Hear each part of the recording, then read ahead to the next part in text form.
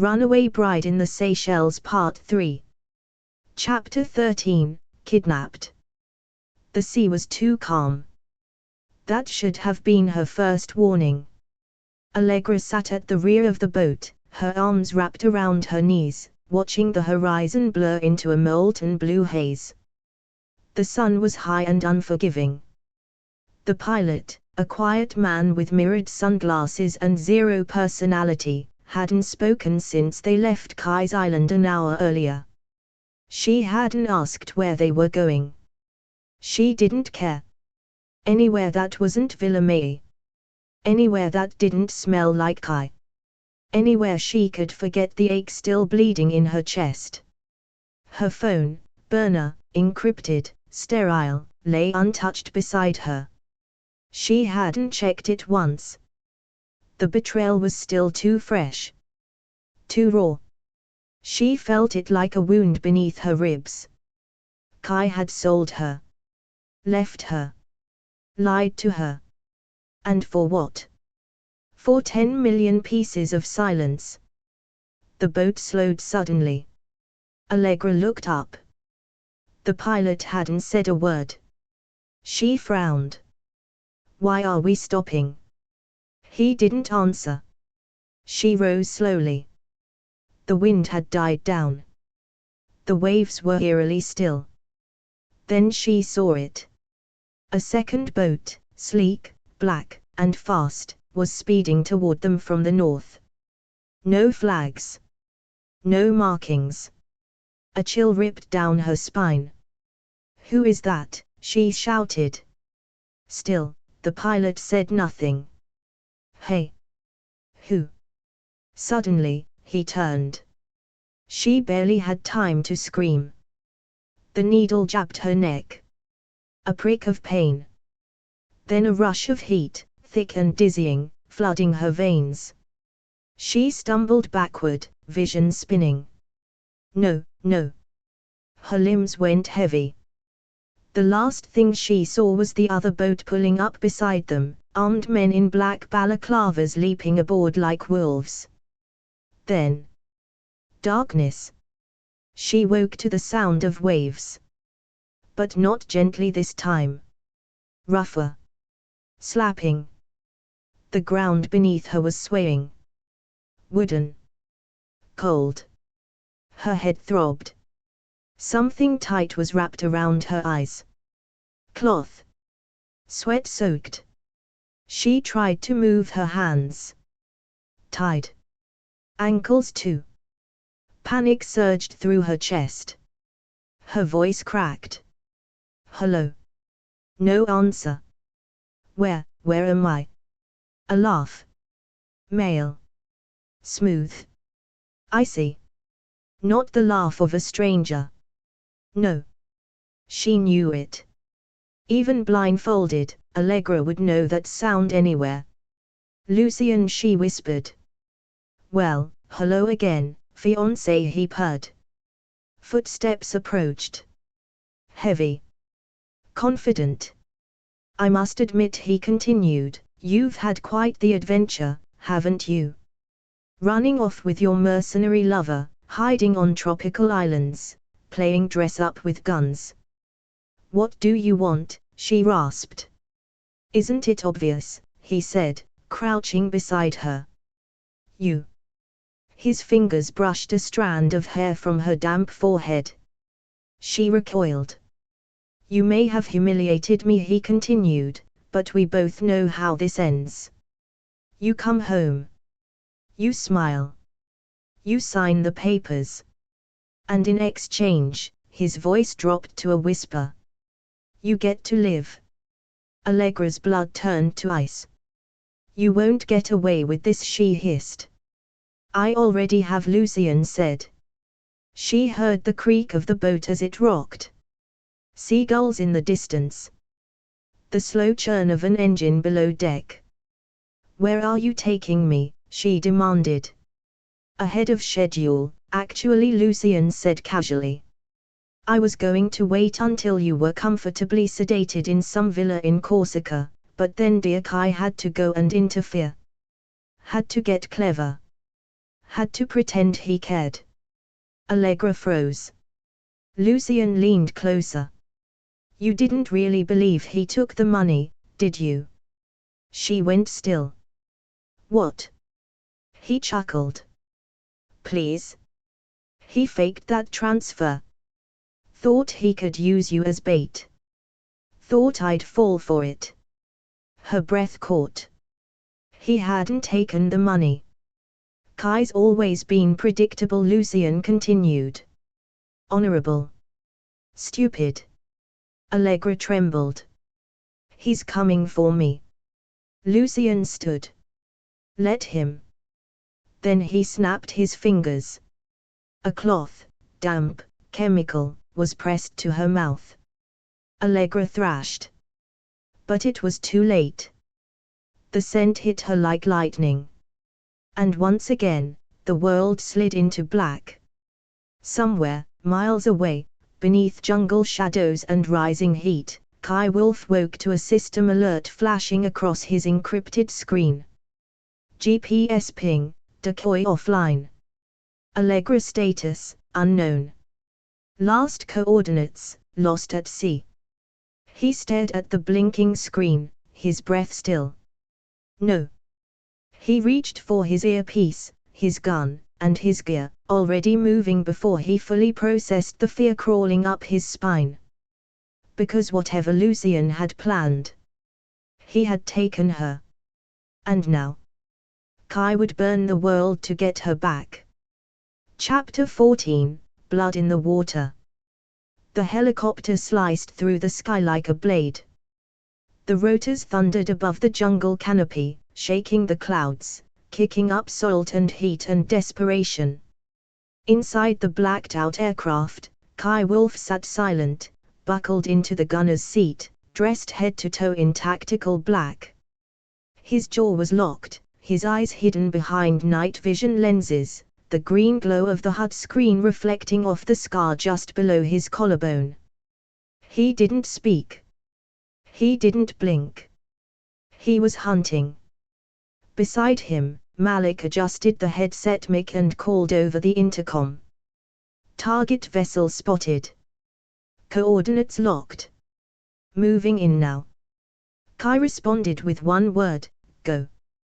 The screen in front of him showed the yacht, a 110-foot luxury vessel moored just offshore from a private island Lucien had purchased months ago under a shell company.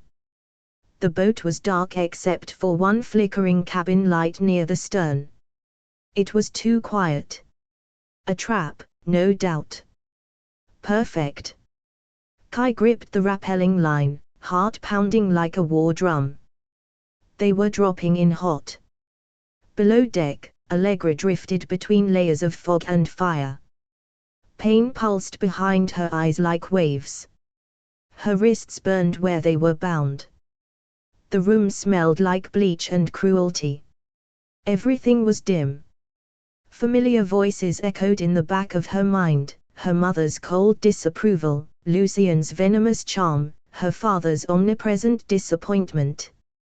But louder than all of them was his voice. Kai's voice. The one that whispered you're safe now, even when she was bleeding. The one that had said this isn't my choice. The one she'd thought she'd never hear again. The explosion above deck ripped through the sky like a clap of thunder. Lucien's men ran toward the noise, too late. A flash grenade detonated at the bow. Smoke filled the air. Gunfire snapped through the silence. Then, shadows descended from the heavens. Kai hit the deck in a crouch, rolling once, gun up, eyes scanning. He moved like smoke, lethal and unseen, clearing each corridor with the efficiency of a ghost trained for war. 2 guards down by silencer before they even raised their weapons. A third by the galley fell with a grunt and a thud. The ship was a floating maze, but Kai moved like he'd built it. He kicked in a locked door near the stern. Clear. Another room, locked, reinforced steel. He heard the breathing before he saw the figure. He smashed the lock open with the butt of his rifle. And there she was. Allegra. Bound. Pale. Her lips cracked. Her skin slick with sweat. Eyes fluttering open at the sound of boots on steel. Kai, she whispered, disoriented. Hey, he said, rushing to her side. It's me. I've got you. Her eyes welled up instantly. Kai, her voice cracked. You came. He pulled a knife from his belt and sliced through her restraints. She slumped into his arms like water, too weak to stand. He scooped her up, cradling her like she was the only thing left in the world that mattered. You're okay, he murmured. I've got you. I've got you, Allegra. She buried her face in his neck. And sobbed. Not from pain. Not from fear. But from the unbearable flood of emotion, relief, disbelief, rage, longing. You didn't take the money, she whispered through her tears. No, he said, carrying her down the corridor, gun still drawn. I didn't. You lied. I had to. You broke me. I'll spend the rest of my life fixing it.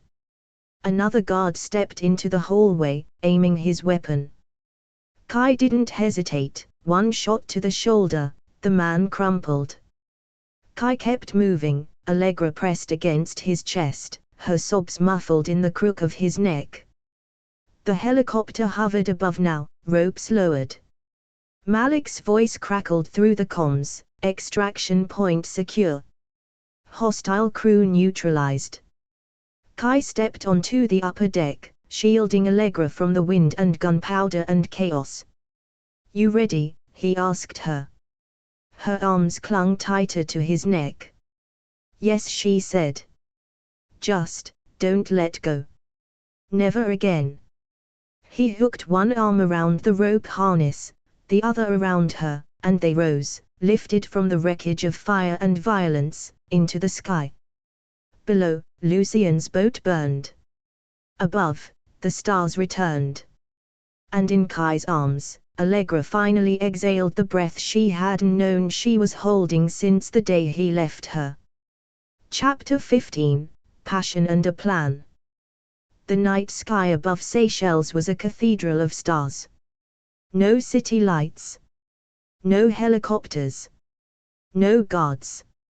Just endless black velvet dusted in silver, stretching forever overhead, as if the universe itself had opened its arms. Allegra stood barefoot in the center of the new villa Kai had secured, this one carved into a cliffside, hidden by jungle, surrounded by silence. A safe house known only to him and the sea. The storm of rescue, of gunfire and screams and adrenaline, had passed. Her wounds had been tended. The sedatives had worn off. Her heartbeat was finally her own again. But the ache in her chest, that was still his. Kai stood behind her on the deck, watching her in the soft starlight. His shirt hung loose on his frame, untucked, sleeves rolled up. A slash of dried blood still marred his temple from the fight, and yet, his eyes were only on her. Do you want to talk about it? He asked gently. No, she said, not turning around. I want to feel something that isn't fear. He stepped closer. You don't have to rush anything. You've been through. I know what I want. She turned. And Kai saw her, truly saw her, not the shattered heiress who'd been hunted, kidnapped, sold like an asset, but the woman who had survived it all and still wanted to love like it wouldn't break her. Her hair was loose, tangled from the wind. Her lips still bore the faint bruise from the gag Lucien's men had used. But her eyes were on fire. He stepped closer, slow, reverent. Their bodies aligned like gravity had always meant to draw them together. I'm not running anymore, he whispered, brushing a strand of hair from her cheek. Not from you. Not from this. Allegra's voice trembled. Promise me. I'm all in, he said. You're it for me, Allegra. No more lies. No more walls. I'll never leave you again. Not for $10 million. Not for 1,000 men like Lucian. Not for anything. She exhaled, tears shimmering but unfallen. And then, she kissed him. It was soft at first. Slow. A question asked in the dark. But then he answered. And the world fell away. His hands roamed over her back, her sides, her hips, desperate to relearn the shape of her. She kissed him deeper, gasping his name between kisses like a secret she could finally speak. Clothes fell to the deck like leaves.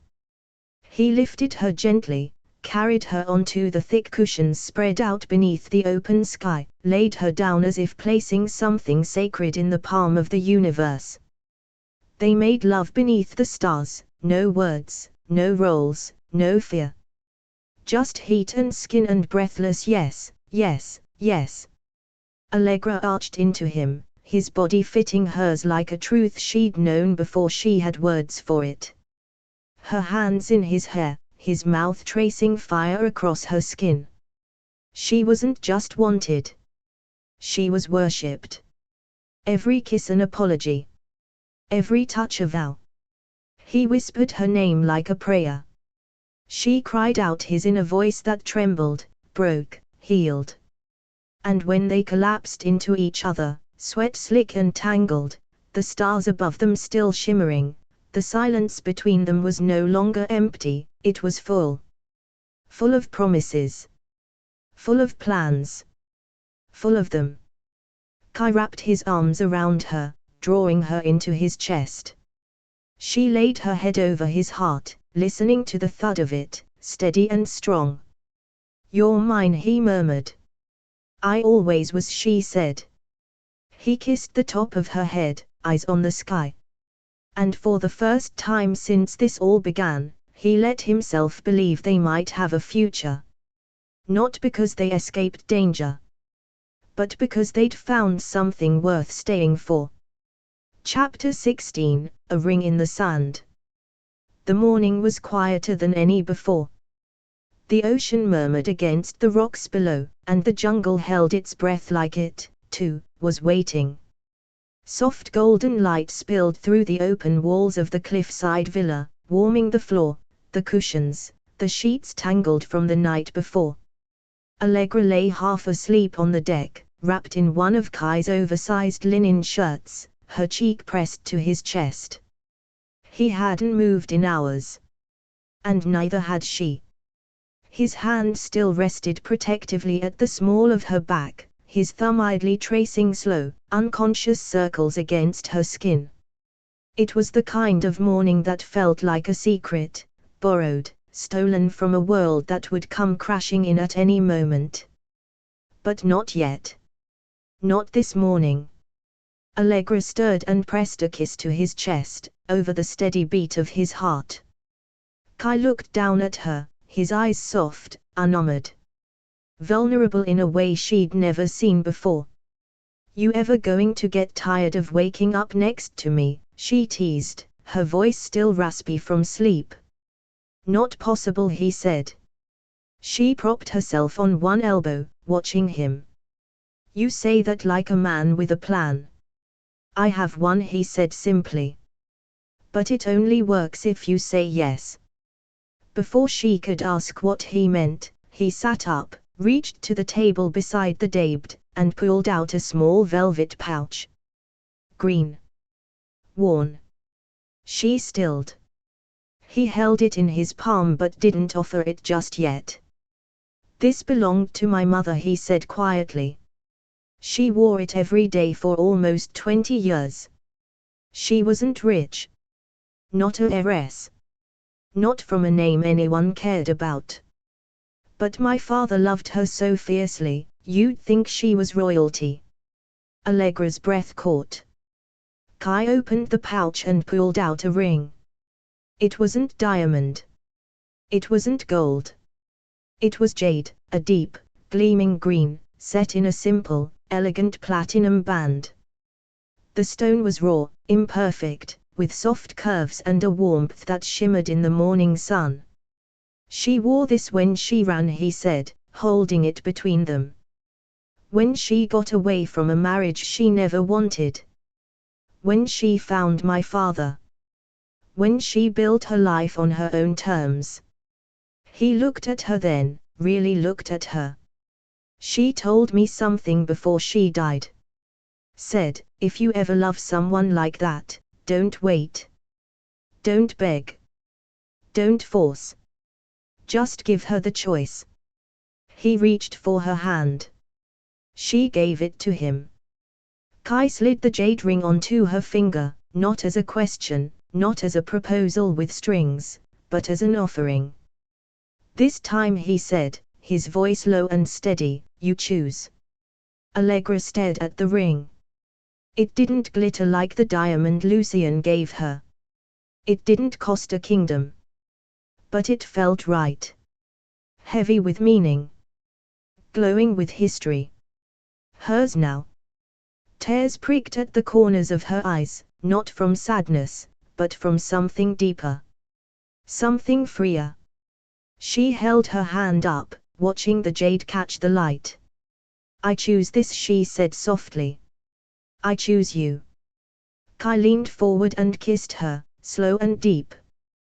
Then he pressed his forehead to hers, exhaling a breath he hadn't known he was holding. You sure you're ready for what comes next? He asked. She smiled through her tears. I was born into a prison, she whispered. But I'm walking out of it with you. Whatever comes next. I'm ready. They sat there in silence for a long time, their fingers intertwined, the ring glinting in the sun like a promise carved into stone.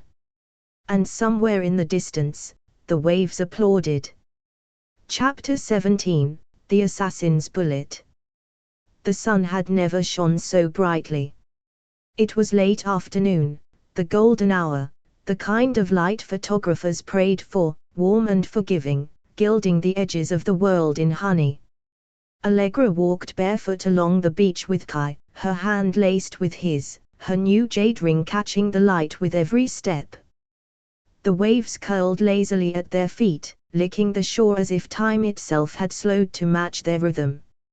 For a moment, it was easy to pretend they were just two people in love. No vendettas. No billion-dollar bloodlines. No scars or enemies. Just them. Kai paused near the edge of the tree line, scanning the horizon with quiet instinct. He never fully relaxed, his muscles always coiled beneath the surface, his gaze still tracking the invisible. But today, even he seemed lighter. This is the first time, he murmured, brushing a hand over Allegra's shoulder, I've let myself imagine forever. She smiled up at him. Forever looks good on you. He leaned down, kissed her forehead. I don't deserve you. Yes, she said. You do. She didn't know why she said it right then, maybe it was the way the air went suddenly still, the way the wind changed direction like it had something to say. Or maybe it was instinct. A memory of danger. A whisper of fate. And then it happened. Crack. A sharp, violent sound shattered the moment, the thunder of a suppressed rifle echoing across the cove. Allegra flinched, felt a rush of air slice past her ear like a ghost. But the bullet wasn't meant for her. Kai grunted. And then, he dropped. Just collapsed. No slow motion. No warning. 1 second he was beside her, solid and steady. The next, he was crumpled in the sand, a dark bloom of red spreading across the side of his shirt. Allegra screamed. Kai. She dropped to her knees, scrambling to his side, her hands instantly slick with blood. Kai. Stay with me, look at me, look at me. His eyes fluttered open, unfocused. He tried to sit up, failed. "Shh, don't move," she said, voice cracking. "I've got you. I've got you." He gritted his teeth, eyes locking on hers. His voice was hoarse, barely above a whisper. "Sniper, trees." "I know," she said, her fingers flying to the comm clipped to his belt. "Malik, do you read me?" "Kai's down." "Sniper." "Repeat, Kai is down." A voice crackled back instantly, "Deploying defense drone. ETA 2 minutes. Stay low." Allegra dropped the comm, cupped Kai's face with both hands. His blood was already soaking through the linen. "Oh God, no, no, no, no, stay with me." He tried to smile. Failed. His fingers curled weakly around hers, leaving streaks of red across her knuckles. "Allegra. Don't speak. Save your strength. Help is coming. Don't," his chest heaved. "Don't marry anyone else." Tears spilled down her cheeks, hot and fast. "You idiot," she sobbed, cradling him against her. "You think I'd marry anyone else? You think, after everything, you're allowed to die on me now?" His eyelids drooped. Her voice cracked. "I just chose you. You can't leave now. You don't get to leave again." But his hand was already slipping from hers. The blood wouldn't stop. And the sniper was still out there. A second shot rang out, this one into the sand a few feet from them. Allegra didn't flinch. She shielded Kai's body with her own, arms out, wild-eyed, feral. And in that moment, she wasn't an heiress. She wasn't a pawn. She wasn't someone to be bargained, married, or bought. She was a warrior. And she would burn the world before she lost him. A sound sliced through the air, high-pitched, mechanical. The drone. It descended from above like a blade of justice, silent, fast, armed. Within seconds, a heat-guided projectile tore through the jungle and detonated in a precise explosion. The sniper's position went up in flames. Silence fell. Smoke curled upward. And Allegra, blood-streaked, shaking, held Kai in her arms, rocking slightly, whispering his name again and again. Malik's voice crackled, "Evac inbound. Stay with him, Allegra. We're coming." But Allegra wasn't listening. She was bent over Kai's face, whispering through her tears. "You stay with me, do you hear me? You don't get to leave. Not now. Not after I finally chose you." His eyes fluttered open once more. "Weak. But alive. I heard you," he whispered. And then, at last, he passed out. But not before she saw the flicker of a smile on his blood-streaked lips. Chapter 18, The Funeral That Wasn't. It rained on the day they buried Kai Wolfe. Not the tropical kind of rain that smelled like hibiscus and heat, but a cold, grey Parisian drizzle, the kind that soaked through wool coats and designer umbrellas. The kind that made the stone streets weep with her. Allegra stood in a sea of black. A cathedral packed with dignitaries, war heroes, tech moguls, and shadowy billionaires with veiled eyes. She didn't recognize half of them. The other half didn't matter. They were all here for him. The closed casket sat at the front of the altar, draped in an honor guard flag, flanked by two former Special Forces agents Kai had once saved in a failed African coup. No one dared approach her. No one dared speak. She was still in shock. Still wrapped in the soft white scarf he had left in the villa. Still wearing the jade ring. 3 days earlier, she'd held him in her arms on that beach, bleeding out in the sand while she screamed into a com for help that came too late. At least, that's what they told her. Kai was pronounced dead 40 minutes after the second gunshot. Cardiac arrest on the transport plane.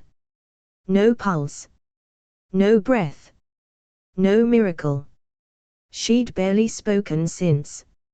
Her father sent flowers. Her mother sent silence. Lucien sent lawyers. And the media. The media devoured it. Heiress protector dies in fiery ambush. Runaway bride loses lover in sniper attack. The mercenary and the heiress, a love written in blood. Rumors swirled. Kai's past. Her past. The Moreau fortune. Allegra had become tabloid gold. The world mourned for her like a tragic heroine from a Bronte novel. They called her the widow who never Wednesday. But the headlines didn't break her. The silence did. Because nothing felt real. Not the marble tomb. Not the 21-gun salute. Not the empty seat beside her. And certainly not the man who climbed into that casket before dawn and faked his own death. 48 hours earlier. Unknown location. Kai Wolfe paced in the bunker, shirtless, stitched up, pale, alive. Malik stood near the encrypted console, scanning files. "You sure she bought it?" Malik asked.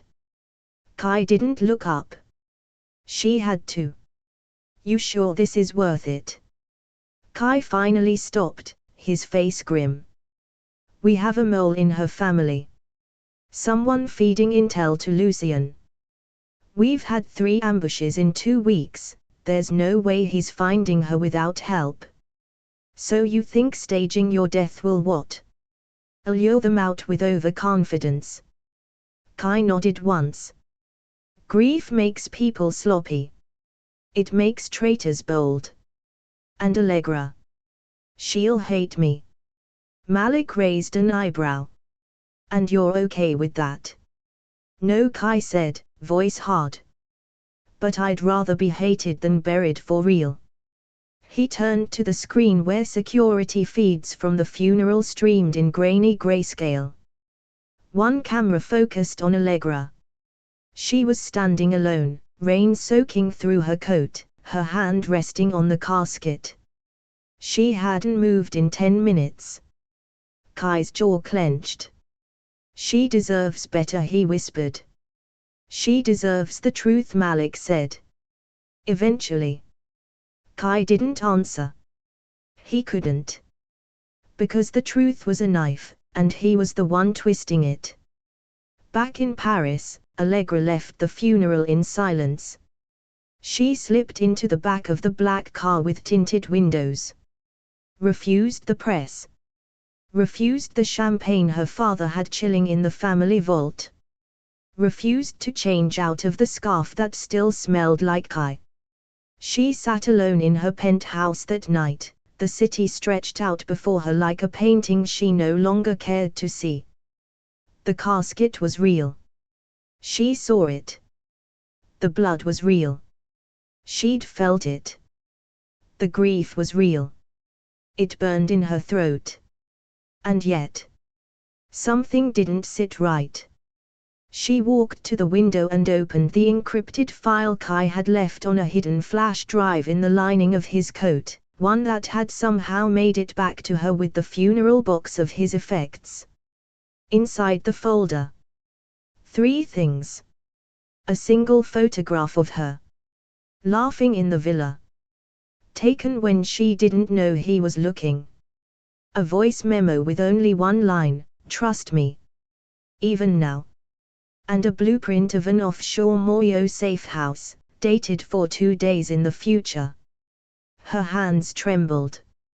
Allegra looked out at the city lights. Her eyes narrowed. "He's not dead," she whispered.